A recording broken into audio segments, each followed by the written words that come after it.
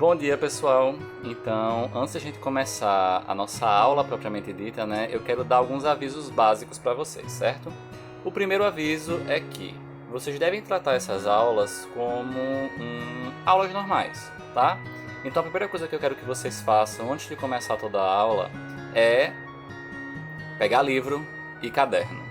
Toda a aula eu vou falar para vocês qual a página do livro correspondente àquele assunto que a gente está tratando e vou dizer para vocês, acompanhe essa aula com o livro na página tal. E eu quero também que vocês utilizem bastante o caderno, porque apesar da gente não estar numa sala de aula normal, né, vocês vão ver os slides, vão pegar todo esse conteúdo que vocês estão vendo aí e vão fazer anotações no caderno de vocês normalmente, tá certo? A segunda coisa que eu quero que vocês tenham em mente é façam os exercícios, certo? Na maioria das aulas que a gente tiver por aqui, a gente sempre vai passar uma atividade e eu quero que essa atividade seja feita. E além de feita, eu quero que vocês entreguem ela pelo Google Sala de Aula, certo? Eu vou mandar nessa primeira aula um pequeno tutorial, vou mandar um vídeo separado de tutorial de como vocês vão devolver essas atividades pelo Google Sala de Aula, tá bom? A terceira coisa que eu quero, que aí é uma dica, é mais uma dica do que uma exigência, que é o quê? Vocês, quando forem assistir as videoaulas, procurem um lugar calmo da casa de vocês. Separem um ambientezinho para o estudo de vocês. A mesa da sala, ou se você tiver uma mesa no seu quarto, você senta no seu quarto sozinho, sem barulho, sem televisão ligada e foca só na nossa aula, tá certo? E lembrem-se que, quarta coisa, tirem as dúvidas. O espaço do Google Sala de Aula também é para vocês enviarem perguntas, certo? E sempre que vocês enviarem perguntas lá, na aula seguinte eu vou fazer de tudo para responder essas perguntas, para que vocês não fiquem com dúvidas. Beleza? Por enquanto, esses são os avisos básicos antes de a gente começar a nossa primeira aula. Então, vamos lá para a nossa primeira videoaula. E é isso aí.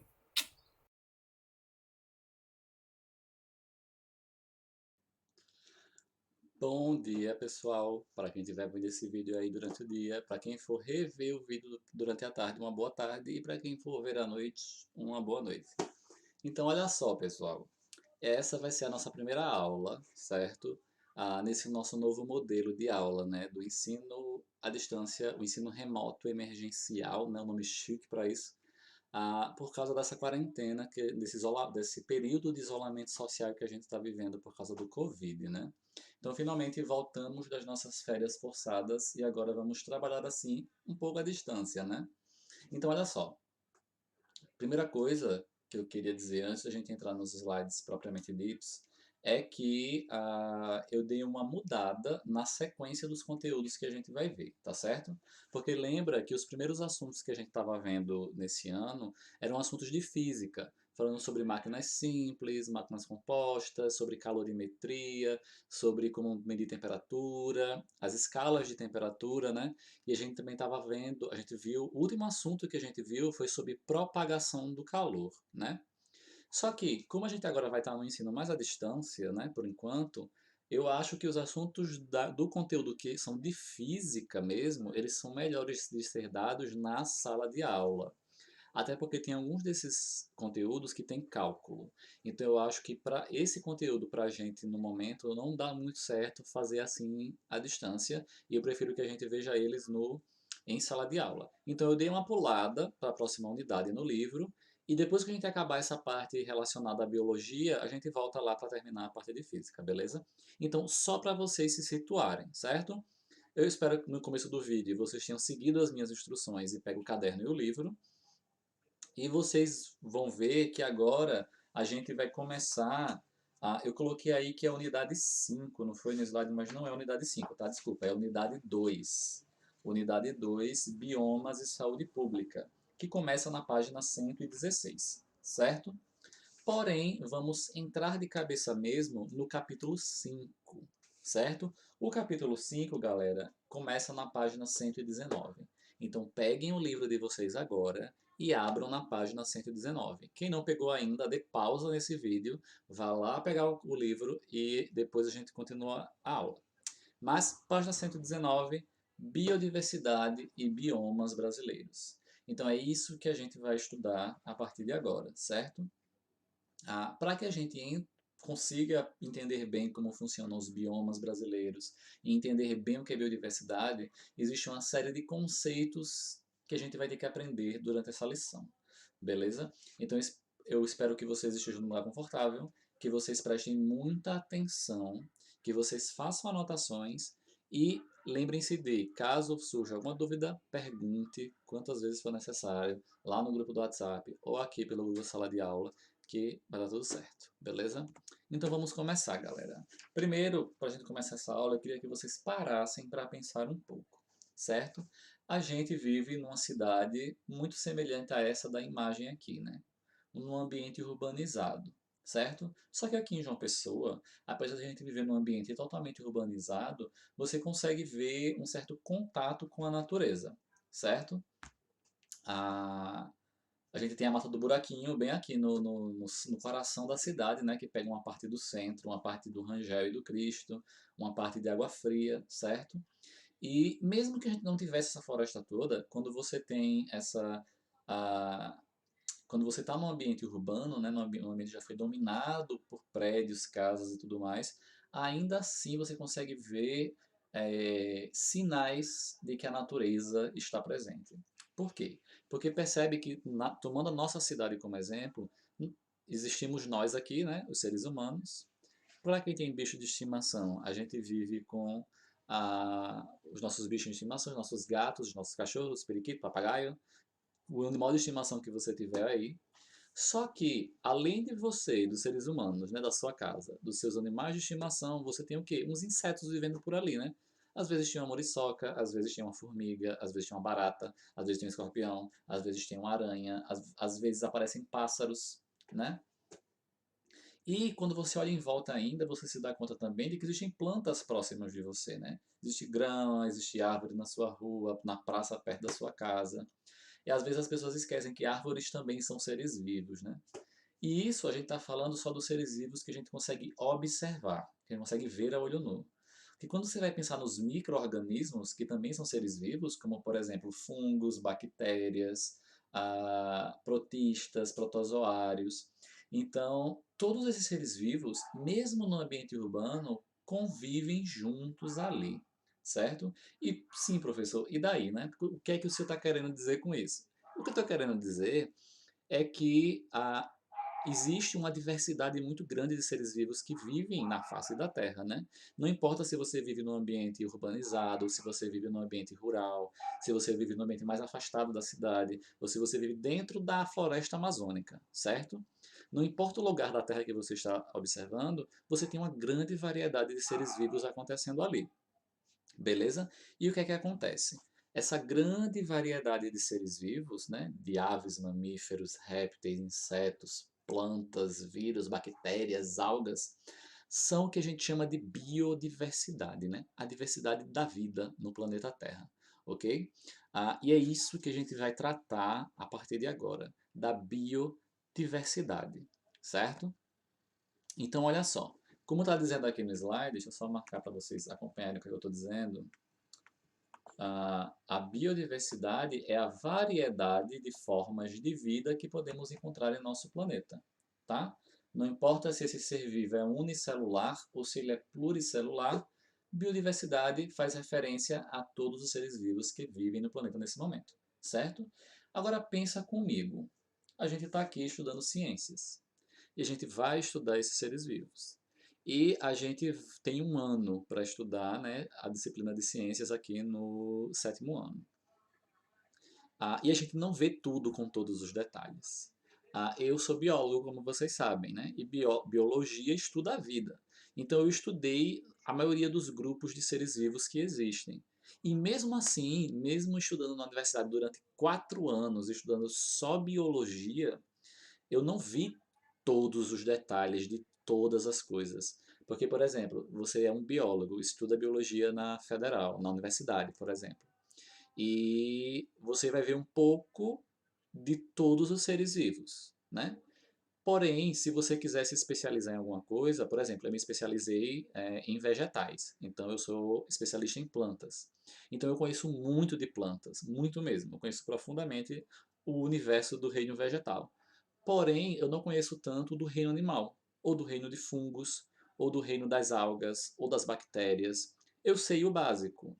Eu sei bastante coisa, porque eu já estudei na universidade sobre isso. Mas ainda assim, existem pessoas que são especialistas em bactérias, especialistas em animais, especialistas em fungos. Eu sou especialista em plantas, por exemplo.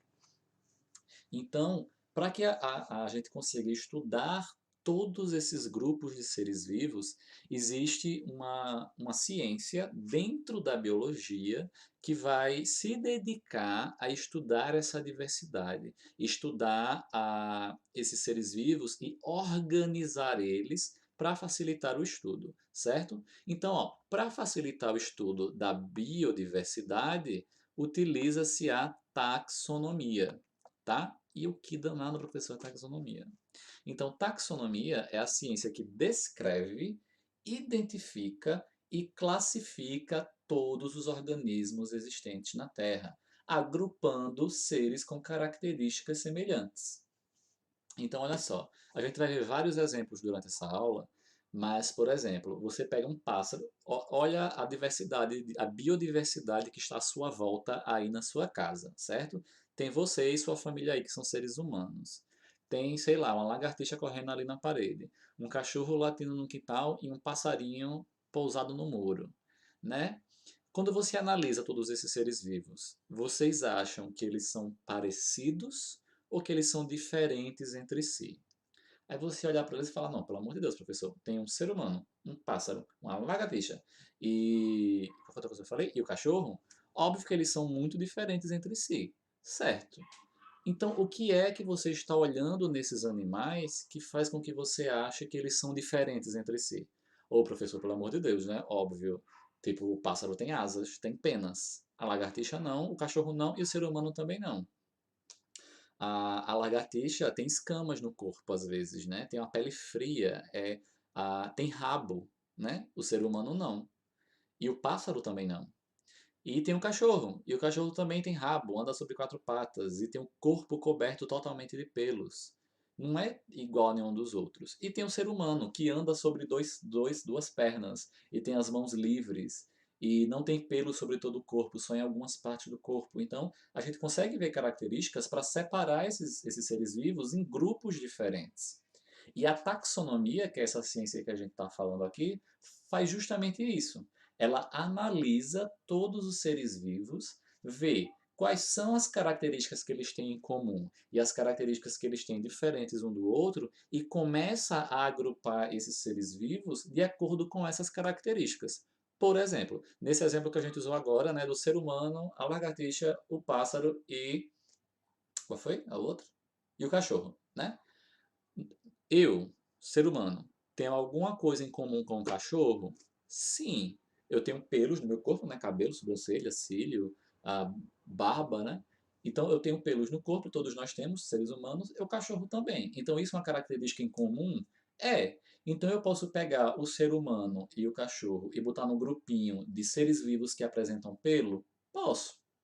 Mas nesse mesmo grupinho eu posso colocar o passarinho? Não, porque o pássaro tem penas, não tem nada a ver, né? O pássaro não tem pelos, então ele não pode entrar nesse grupo. Lagartixa tem pelo? Não, então também não pode entrar nesse grupo. Então vamos analisar se a lagartixa e o pássaro podem entrar no mesmo grupo, só deles. Lagartixa e pássaro tem algo em comum, assim, bem óbvio que você olha e fala, nossa, irmãos. Não, porque pássaro tem pena, por exemplo, e a lagartixa não tem. A lagartixa tem a pele lisa, né? Então eu posso criar três grupos aqui. O grupo de seres vivos com pelo, o grupo de seres vivos com penas e o grupo de seres vivos lisos, certo? Então isso é uma forma de classificar os seres vivos. Vocês estão conseguindo entender essa ideia de classificar os seres vivos de acordo com as características? Se não tiverem, deem pausa, voltem um pouquinho e vejam de novo. E se continuar com dúvida, pergunta lá no WhatsApp, beleza? Então vamos dar prosseguimento. Vamos ver aqui um outro exemplo maravilhoso, tá? Tá vendo esses animais que vocês estão vendo aqui nessa parte de cima, ó. Aqui vocês têm o ser humano, certo? Aqui vocês têm um lobo, aqui vocês têm um cachorro, e aqui vocês têm o urso polar, golfinho, um gato, um morcego. Para quem nunca viu uma cara do morcego, eles parecem com isso aqui, ó. Essa coisinha linda e maravilhosa que eu estou circulando agora. E vocês têm um tigre e um leão aqui. Percebam uma coisa, galerinha. Todos esses animais têm algo em comum? Sim ou sim? Sim. Todos esses animais que vocês estão vendo aí na tela de vocês pertencem ao mesmo grupo, chamado de mamíferos. Olha só que coisa interessante, né? Nós, como seres humanos, somos mamíferos, certo? E estamos, por exemplo, no mesmo grupo que os morcegos e no mesmo grupo que os golfinhos. Mas, professor, eu sou muito diferente dos golfinhos, eu sou muito diferente de um tigre. Sim, nós somos, porque dentro de mamíferos tem vários outros subgrupos, outros pequenos grupos, que vão ser agrupados de acordo com as suas semelhanças, né? Mas, tipo, para eu determinar o que é mamífero, eu estou considerando o quê? Essas características aqui, ó. Os mamíferos, eles compartilham a presença de pelos e glândulas mamárias. Glândulas mamárias, para quem não sabe, o nome já sugere o que é, né? São as glândulas do corpo que produzem leite, né? Então, no caso, todos os mamíferos tomam leite da mãe quando são bebês. A gente toma leite da mãe quando é bebê? Sim. Morcego toma? Também. Golfinho toma? Por incrível que pareça, toma também. Então, todos eles são mamíferos. Certo? Porque essas são as características que foram escolhidas para determinar esse grupo de mamíferos. Entenderam? Então, apesar de a gente ser muito diferente desses outros animais que vocês estão vendo aí na tela, ainda assim existem algumas características que aproximam a gente, que conseguem agrupar a gente no mesmo grupinho, certo? Como a gente já percebeu, né? Dentro desse grupo, né, dentro dos mamíferos, existem vários animais diferentes, certo? Por exemplo, um exemplo aqui dentro desse grupo que a gente está vendo aí na tela. Os cachorros e os lobos são muito parecidos entre si e por isso são agrupados no grupo dos canídeos. Então, olha só, galera, vocês têm aí o grande grupo que está na tela, que são os mamíferos. Dentro do grupo dos mamíferos existem subgrupos. Um desses subgrupos são os canídeos. Então, dentro dos canídeos, você vai ter, por exemplo, o lobo e o cachorro. A gente vai ver outros exemplos da família de canídeos mais para frente, tá? Para vocês terem uma ideia de como isso funciona.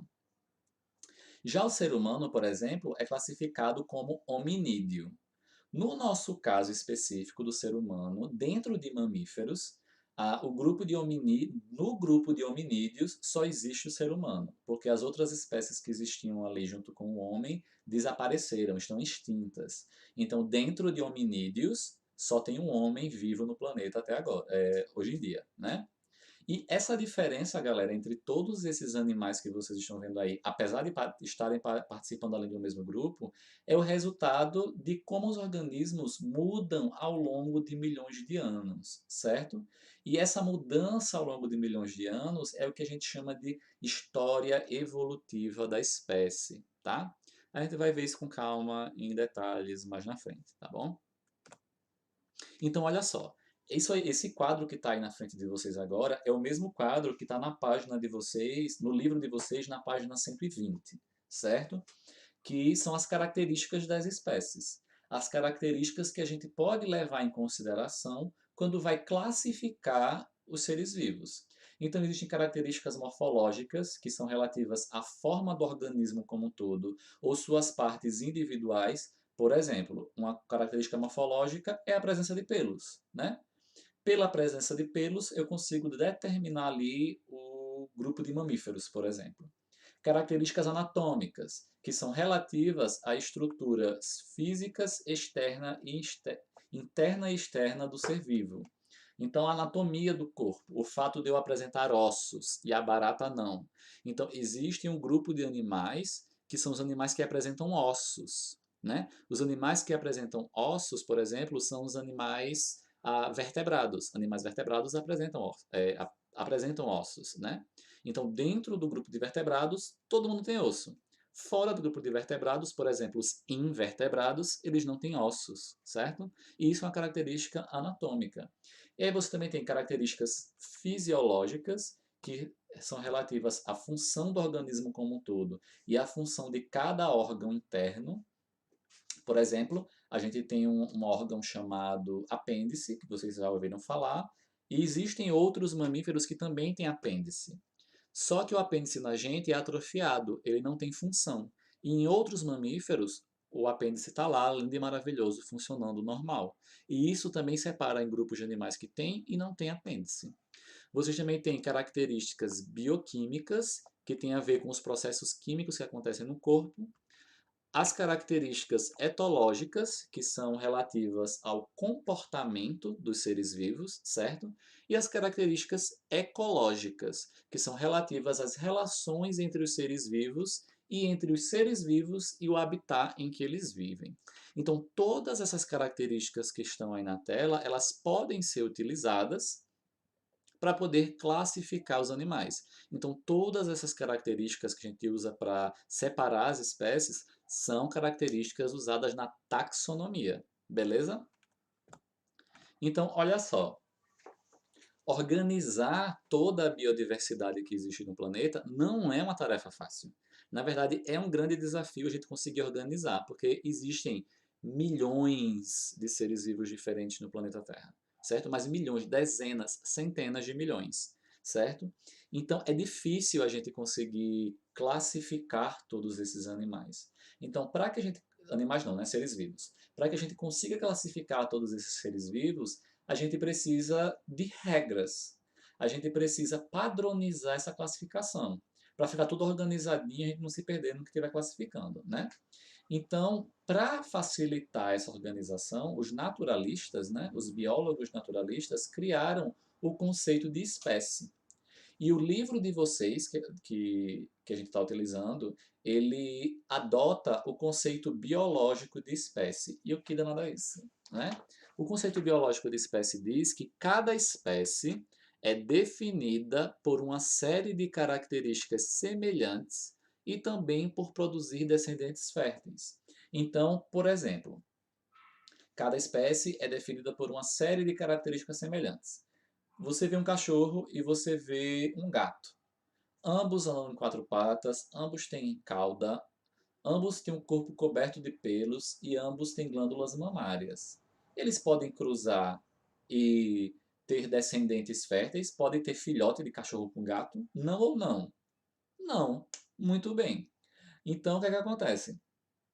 Já que eles não podem produzir descendentes, eles não podem ser considerados a mesma espécie. Eles são espécies diferentes. Gato só pode cruzar e ter descendentes com gato, e cachorro só pode cruzar e ter descendentes com cachorro. Então, isso é o conceito biológico de espécie, certo? Espécie é definida por uma série de características semelhantes e também por produzir descendentes férteis. Anote isso no seu caderno e circule assim bem grandão, viu? Então, olha só, galera, falando ainda sobre gêneros e espécies. Dentro da mesma espécie, os indivíduos compartilham tantas características que torna difícil separar esses indivíduos em subgrupos, certo? Ah, então, um grupo de espécies semelhantes vai formar um gênero, tá? Então, o que é uma espécie? São um grupo de seres vivos que compartilham a mesma característica e conseguem produzir descendentes férteis, certo? Conseguem reproduzir ali. E o que seria um gênero? O gênero seria um grupo de espécies semelhantes, certo? A gente vai ver exemplos com seres vivos para vocês entenderem melhor o que é isso, tá?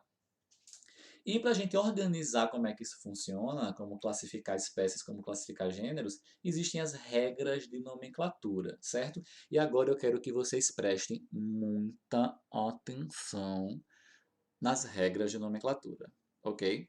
Porque olha só, convencionou-se uma regra. O que é convencionou-se uma regra? Inventaram uma regra, e essa regra que a gente usa até hoje, certo? Que é o uso da nomenclatura binomial para identificar os seres existentes. Professor, o que é isso? né? Nomenclatura binomial diz o seguinte, que quando você vai dar um nome para uma espécie, você tem que... O nome desta espécie é composto de dois nomes, tá? Igual está escrito aqui nesse quadro. O nome científico de uma espécie é composto por dois nomes. Essa é a primeira regra de nomenclatura dos seres vivos. O nome científico da espécie é composto por dois nomes. E olha só, você tem esses dois nomes. O primeiro nome se refere ao gênero. O segundo nome se refere à espécie. Professor, está muito complicado. Não tem problema, vamos ver um exemplo agora. Então, olhem todas essas espécies que estão aí nesse slide. Você tem o ser humano, o chimpanzé, o bonobo, o lobo, o cachorro e o coiote. Todas essas 6 espécies que vocês estão vendo aí na tela de vocês, todos esses 6 seres vivos, são 6 espécies diferentes, tá? E olha só o nome científico delas, tá? Aqui tem ser humano, que é o nome vulgar, chimpanzé também é o nome popular ou nome vulgar, bonobo, nome vulgar. Todos esses primeiros nomes que vocês estão vendo aqui são os nomes populares, tá? Ou nomes vulgares também pode ser chamado assim. E embaixo você tem o nome científico. O nome científico do ser humano é Homo sapiens. O nome científico do chimpanzé é Pan troglodytes. O nome científico do bonobo é Pan paniscus. O nome científico do lobo é Canis lupus. O nome científico do cachorro, Canis familiaris. E o nome científico do coiote, Canis latrans. E sim, professor, e daí, né? Eu preciso saber decorar esses nomes? Não, você não precisa decorar esses nomes, mas você precisa entender que o nome científico é composto por dois nomes. Vê que o nome científico sempre tem dois nomes, certo? Agora, anotem esta informação, certo? Primeira regra, como eu já falei, o nome científico é binomial, ou seja, é composto por dois nomes. Segunda regra, anotem aí.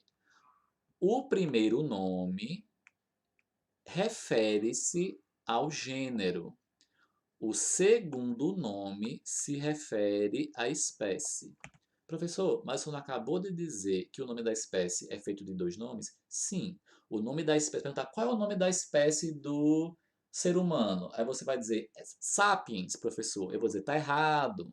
O nome da espécie do ser humano é Homo sapiens. É como o nosso nome. Meu nome, por exemplo, é Rafael Costa. Rafael é o meu nome próprio e Costa é meu sobrenome, porque indica o nome da minha família. É quase mais ou menos o que acontece aqui. É como se fosse o nome e o sobrenome da espécie. Qual é o nome da espécie? Homo sapiens. Mas Homo se refere ao quê? Se refere ao gênero Homo. E Sapiens é a espécie dentro desse gênero. Tá? Então, olha só. Percebe aqui, vamos usar agora como exemplo essa coisinha aqui, essa linha de baixo, né? Os canídeos. Então, lembrando, primeira regra, nome da espécie é composto por dois nomes. Segunda regra, primeiro nome se refere ao gênero, segundo nome se refere à espécie, ok? Terceira regra, o nome do gênero sempre tem que iniciar com letra maiúscula. Anotem aí, o nome do gênero sempre com letra maiúscula e da espécie com letra minúscula. Pode ver ó, que aqui no slide, o primeiro nome da espécie está sempre com letra maiúscula e o nome... desculpa, o nome da espécie não. O nome do gênero está sempre com letra maiúscula e o nome da espécie, o nome específico, está sempre com letra minúscula. Isso é uma regra também, tá? Mas olha só aqui essa linha de baixo. Vocês têm 3 espécies diferentes: lobo, cachorro e coiote. Quando você olha o nome científico delas, o que é que essas espécies têm em comum? Olhem, deem uma olhada no nome delas. Eu imagino que vocês já tenham percebido que o que elas têm em comum é o nome do gênero. Tanto o cachorro, como o lobo, como o coiote pertencem ao gênero Canis. Eles são do mesmo gênero. Mas eles são a mesma espécie? Não. Como é que eu sei? Olha o nome. O nome específico, que é o segundo nome, é diferente entre eles. O lobo é Canis lupus, o cachorro é Canis familiaris e o coiote é Canis latrans. Então perceba, primeiro nome refere-se ao gênero, segundo nome refere-se à espécie. Como é o melhor exemplo de ver isso? Os canis aí, né? Todos eles, perceba, né, que lobo, cachorro e coiote tem tudo a mesma cara de cachorro, né? Porque eles são do mesmo gênero, então eles têm muitas características em comum. Mas eles são a mesma espécie? Não, porque se um cachorro cruzar com um coiote, não vai ter filhote fértil. Se um cachorro cruzar com um lobo, não vai ter um filhote fértil, né? Então, por isso, não são da mesma espécie, são espécies diferentes. Eu sei que isso é um pouco confuso, galera, mas com o tempo a gente vai pegando essa ideia, certo? Se ficou alguma dúvida, volta um pouquinho e vê de novo, tá bom? Vamos continuar. Então, olha só, ainda falando sobre a importância do nome científico, certo? Várias espécies novas de animais e plantas são descobertas todo ano. Eu mesmo, no meu trabalho na universidade, eu já descobri uma espécie nova de planta. Só que, como é que os cientistas, como eu, por exemplo, sabem que aquilo realmente é uma espécie nova? Justamente pela taxonomia. Eu vejo aquela planta, por exemplo, lá no mato, aí eu comparo ela com todas as outras plantas que eu conheço. E eu falo, não bate essa planta com nenhuma planta que eu conheço. Então eu analiso a morfologia. Sabe aquelas características que eu mostrei no quadro? Eu analiso todas aquelas características e eu comprovo que ela realmente é diferente de todas as outras plantas que a gente conhece, né? Eu falo, isso é uma espécie nova, tá? E aí eu preciso dar um nome científico para ela, que vai ter um nome genérico, um nome específico. A primeira letra sempre vai ter que ser maiúscula, a segunda sempre vai ter que ser minúscula e assim sucessivamente, tá? Mas vamos entender aqui uma coisa. Olha aí o exemplo que eu botei no slide, né? E que é o mesmo exemplo que está no livro. As rãs. Quando uma pessoa fala, gente, pensa numa rã. Então você consegue facilmente imaginar uma rã na sua cabeça, né? Todo mundo já viu uma rã antes. Só que se eu quiser saber exatamente que rã, qual a rã que você está pensando, como é que você vai dizer isso para mim? Porque olha só, nessa primeira imagem você tem a rã palmipes. Rã palmipes, esse nome é o nome vulgar. E aqui embaixo vocês têm o nome científico dela. E aqui embaixo tem a rã paulistinha. São rãs totalmente diferentes. Então eu posso estar usando, óbvio que na vida real a gente usa o nome vulgar. Uma rã é uma rã, né? Só que existem vários tipos de rãs diferentes. Então, como é que eu vou saber qual é a rã específica que eu estou me referindo? Pelo nome científico dela. Porque a gente dá esse nome para os animais que apresentam apenas aquelas características específicas. E geralmente o nome científico, como o nome sugere, é utilizado mais pelos cientistas, né? Para vocês terem uma ideia, já foram catalogadas mais de 45 gêneros e 560 espécies de rã em todo o mundo, até no Polo Norte e no Polo Sul. Por isso, é difícil a gente criar uma única imagem na cabeça para rã. Quando você pensa em rã, tem que saber que rã você está falando. Porque olha só, aqui eu botei só 5 exemplos de rã. E vejam como elas são muito diferentes entre si. Tá, professor, mas eu posso dizer, não estou falando da rã palmipes, eu estou falando da rã paulistinha. Só que rã paulistinha é o nome que é utilizado lá em São Paulo, por exemplo, para aquela rã. Pode ser que aqui em João Pessoa a gente tenha um nome totalmente diferente para ela. Então, como é que eu vou saber realmente se a rã paulistinha é a mesma rã que tem aqui é diferente da rã que tem lá em São Paulo? Eu tenho que olhar o nome científico dela. Porque se forem espécies diferentes, o nome científico também vai ser diferente. Beleza? Então, olha só algumas informações extras para a gente finalizar essa aula por hoje. O gênero e a espécie são nomes escritos em latim. Professor, pelo amor de Deus, e por que em latim, não em português ou em inglês? Por quê? O latim é uma língua morta. E o que quer dizer que a língua é morta? Isso quer dizer que ninguém mais fala ela na vida real. Então ela não vai sofrer alterações, como acontece com as línguas que a gente ainda fala hoje em dia, né? A nossa língua muda, a gente inventa palavras novas e tudo mais. Então, já que ninguém fala o latim é morto. Então, se eu disser que o nome dessa rã é Juberlita, o nome científico dela é Juberlita juberlitus, Então, no mundo inteiro, quando eu falar Gilberlita Gilberlitus, todo mundo vai saber qual é a rã que eu estou me referindo, certo? No caso da rã paulistinha, o nome científico dela é Leptodactylus macrosternum. Então, se chegar na China e dizer para o cientista lá, especialista em rã, Leptodactylus macrosternum, ele vai saber qual é a rã que eu estou me referindo, certo? Então, é o que ele está dizendo aqui. Em qualquer lugar do mundo em que esse nome for mencionado, os biólogos terão como saber exatamente a qual ser vivo nós estamos nos referindo. E daí a importância da gente ter o nome científico, de a gente conseguir estudar a diferença entre os seres vivos, estudar a taxonomia dos seres vivos, para separar eles bem direitinho, para a gente poder identificar quem é quem. Entenderam? Então, por hoje, eu vou parar aqui, que senão ela vai ficar muito longa.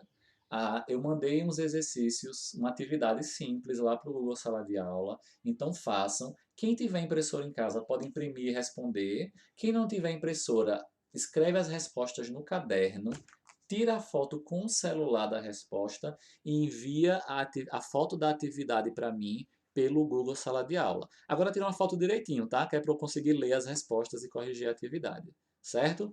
E na próxima aula eu corrijo a atividade e a gente dá continuidade ao assunto. Beleza? Então é isso aí, galera. Tchau, tchau.